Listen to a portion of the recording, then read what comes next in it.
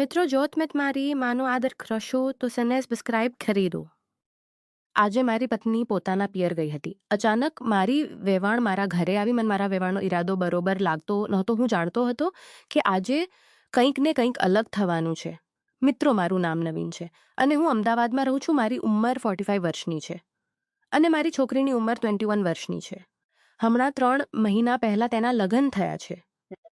દીકરીના લગ્ન વખતે મને મારી વેવાણ ખૂબ જ ગમી ગઈ હતી।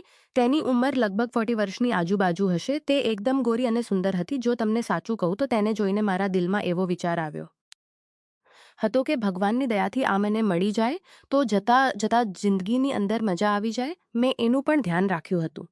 તે પણ મને ખૂબ જ ધ્યાનથી જોતી હતી। તેનું નામ બબીતા હતું। તે હાઈસ્કૂલની અંદરને સાંભળતી હતી। તે મારી સ્કૂલની અંદર પ્રિન્સિપાલ હતી। તેણે પોતાનું શરીર ખૂબ જ સારી રીતે સંભાળવીને રાખ્યું હતું। હું એક દીકરીનો બાપ હતો એટલે મેં મારા દિલને કાબ રાખ્યું। લગ્ન શાંતિથી પતી ગયા। લગ્ન પછી પણ અમારી બંનેની મુલાકાત થતી રહેતી। તે દરેક મુલાકાત વખતે મારી સાથે વધારે ફ્રી થઈને આનંદ લેવાની કોશિશ કરતી। લગ્ન પછી અમારા બંનેને મળવાનું વધી ગયું અને જ્યારે મારી તેની સાથે મુલાકાત થતી તે મારી સામે અલગ અંદાજમાં જ આવીને ઊભી રહેતી। અમે બંને ફોન ઉપર પણ વાતો કરતા હતા। તે ફોન ઉપર મને તેના પતિને વિશે વાત કરતી। તે મને કહેતી કે જ્યારથી મારા પતિનું અવસાન થયું છે, તે આ દુનિયા છોડીને ગયા છે, ત્યારથી મારી જિંદગી કચ્છના રણ જેવી થઈ ગઈ છે। પરંતુ તેને જોઈને મને એવું વિધવાની જિંદગી જીવતી હશે। તે હંમેશા મારું ધ્યાન તરફ ખેંચવાની કોશિશ કરતી। એવું નહોતું કે હું તેને પસંદ નહોતો કરતો। હું તો તેને જ્યારે મેં પહેલી વાર જોઈ ત્યારથી પસંદ કરતો હતો અને તેનો દીવાનો થઈ ગયો હતો। આવી રીતે અમે એકબીજા નજીક આવતા। હું માં અને મનમાં તેને પ્રેમ કરવાતા ગયા। હું મનમાં અને મનમાં તેને પ્રેમ કરવા લાગ્યો હતો। પરંતુ અમારો સંબંધ એવો હતો કે અમે બંને છુપાઈને પણ કંઈ કરી શકતા નહોતા। કારણ કે જો કોઈને પણ આની ખબર પડે તો સીધી અસર મારી છોકરીના જીવન ઉપર પડતું ગયા મહિને। અને આજે મારી પત્ની તે મારા ઘરે આવી। તે એકલી જ આવી હતી અને આજે મારી પત્ની થોડા કામને લીધે પોતાના પિયર ગઈ હતી। હું ઘરે એકલો હતો। તેને જોઈને હું આશ્ચર્યચકિત થઈ ગયો। મેં તેને બેસવાનું કહ્યું બ્લુ સાડીની અંદર। તે ખૂબ જ સુંદર લાગી રહી હતી, જ્યારે તે સોફા ઉપર ઠેસી ગઈ હોય એવી રીતે બેઠી હતી। તેને સાડીનો પાલવ અચાનક નીચે પડી ગયો અને તે સાડીનો પાલવ અચાનક નીચે પડી ગયો અને તે જોઈને મારું દિલ ગાર્ડન થઈ ગયું। હું 2 ગ્લાસ શરબત લાવ્યો, એને પકડાવી દીધો અને તેની સામે બેસી ગયો અને પછી અમે બંને વાતો કરવા લાગ્યા। પરંતુ મારું ધ્યાન વારંવાર ત્યાં જતું હતું। તે પણ જાણતી હતી કે હું શું જોઈ રહ્યો છું, પરંતુ તે પણ આ વાતની મજા લઈ રહ્યું છું। તમારા ઘરમાં મહેમાનોને ફક્ત શરબત જ આપવામાં આવે છે। મેં કહ્યું, તમે હુકમ તો કરો કે તમે શું લેવાનું પસંદ કરશો? ઘરની અંદર બધું જ છે। તો તેણે કહ્યું, શું વડકા કે બીજું કોઈ ડ્રિંક છે? મેં કહ્યું, બિલકુલ છે। હું ઊભો થયો અને ઓડકાની બોટલ અને વેફર્સ લાગી હોય પછી પેક તેણે એવી રીતે પીધો જાણે એને ખૂબ જ તરસ લાગી હોય। પછી 2-3 પેક લગાવીને તે બોલી, તમે આટલા બધા દૂર કેમ બેઠા છો? પાંચે આવી જાઓ। મેં કહ્યું, ના, હું અહીંયા ઠીક છું।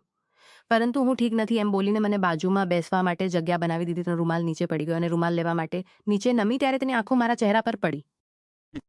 તેણે મને કહ્યું કે શું જુઓ છો નવીન સાહેબ? મેં જલ્દીથી મારી નજર બીજી તરફ ફેરવીને કહ્યું, કાંઈ નહીં। તો વેવાણ કહેવા લાગી, તમે ખૂબ જ શરમાવ છો। જો તમારે જોવાની ઈચ્છા હોય તો આરામથી મારી પાસે આવીને બેસો અને શાંતિથી જુઓ। મને જરાય પણ ખોટું નહીં લાગે। તેની વાત સાંભળીને મારા શરીરની અંદર વીજળી દોડવા લાગી। હું વિચારવા લાગ્યો કે આજે વેવાણ શું કરવા માટે આવી છે।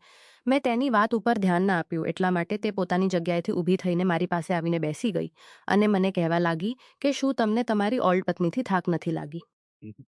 જતો જુઓ વેવાઈ, હું તમને સાચું કહું છું, જ્યારથી મેં તમને જોયા છે ત્યારથી હું તમારા ઉપર ફિદા થઈ ગઈ છું। હું જાણું છું કે તમારી પત્ની આજે બહાર ગઈ છે। મેં તેને કહ્યું, તમને આજે ઘરે નથી? તો વેવાણ કહેવા લાગી કે તમારી દીકરી પોતાની માં સાથે વાત કરી રહી હતી કે તમારી દીકરી પોતાની માં સાથે ફોન ઉપર વાત કરી રહી હતી। એટલે મેં બધું સાંભળ્યું હતું। એટલે મેં વિચાર્યું કે આજે વેવાઈના ઘરે જઈને મોજ મજા અને પાર્ટી કરીએ। હું આજે ખુલ્લીને આનંદ કરવા માંગુ છું। આજે સમય મળ્યો છે। હું જાણું છું કે તમે મને પસંદ કરો છો। શું તમે મારો સાથ આપશો? મારી જીભ ચોંટી ગઈ હતી। મેં ખૂબ જ મુશ્કેલીથી જવાબ આપ્યો, તે ઝડપથી, હું શું વાત કરું છું અને તમારે કે એવું કેમ કરીશ? જો તે ઝડપથી બોલી, હું શું વાત કરું છું અને તમે વાત કરો છો? જો તમારી ઈચ્છું। મારું મન પણ તેની સાથે મોજ કરવા માટે થનગનાટ કરી રહ્યું હતું।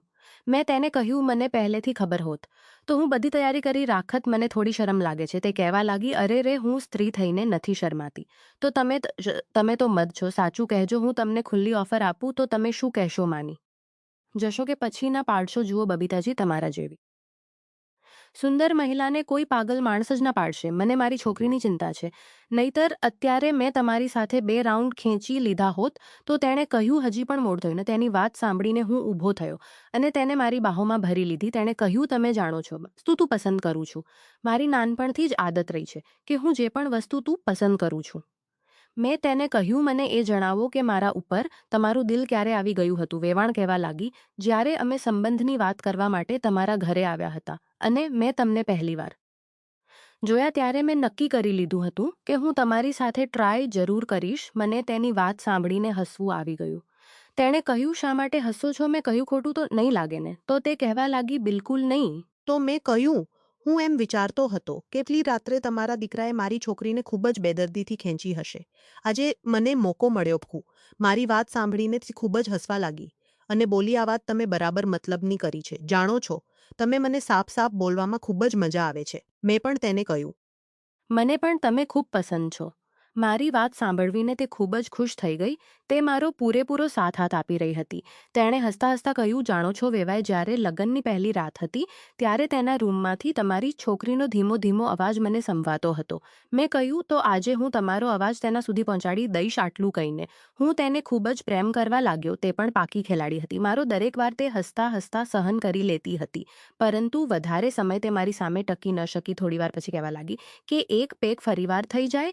મેં મારું કામ અધવચ્ચે મૂક્યું અને બંને માટે એક હોડકાનો પેક બનાવ્યો. થોડીવાર પછી અમે બંને નાહવા માટે જતા રહ્યા અને પછી હોટલમાં બેસીને એક સરસ મજાનું રાજેશ ખન્નાનું ફિલ્મ જોવા લાગ્યા. થોડીવાર પછી તેણે કહ્યું હવે મળવાનો મોકો ક્યારે મળશે? તમે મારી સાથે ક્યારે મુલાકાત કરશો? જશે આપણે હવે ઘરે મુલાકાત નહીં થઈ શકે.